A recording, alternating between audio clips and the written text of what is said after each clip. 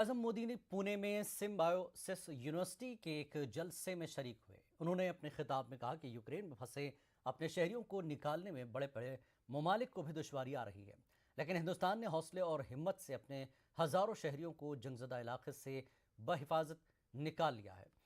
PM Modi ने यहां नई नस्ल से खिताब करते हुए कहा कि आपकी नस्ल खुशकिस्मत है कि उसे अपने को बचाने की ज़रूरत नहीं पड़ रही है और किसी पर इन्हिसार करने के तजुर्बे से भी नहीं गुजरना पड़ रहा है। पीएम मोदी के मुताबिक मुल्क में जो तब्दीली लाई गई है उसका क्रेडिट नौजवानों को दिया जाना चाहिए। पीएम मोदी ने आज पुणे में मुख्तलिफ तरक्याती प्रोजेक्टों की शुरुआत की।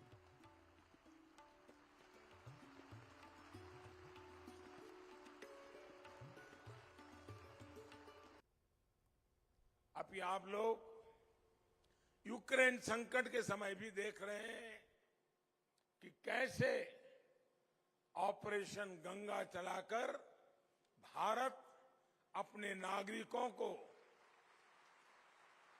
युद्ध क्षेत्र से सुरक्षित बाहर निकाल रहा है।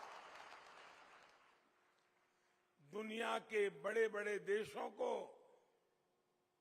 ऐसा करने में कई मुसीबतें झेलनी पड़ रही हैं, लेकिन ये भारत का बढ़ता हुआ प्रभाव है कि हम हजारों छात्रों को वहां से अपने वतन वापस ला चुके हैं। साथियों, आपकी जनरेशन एक तरह से खुश नसीब है कि उसे पहले वाली डिफेंसिव और डिपेंडेंट साइकोलॉजी का नुकसान नहीं उठाना पड़ा। लेकिन देश में अगर ये बदलाव आया है तो इसका सबसे पहला क्रेडिट भी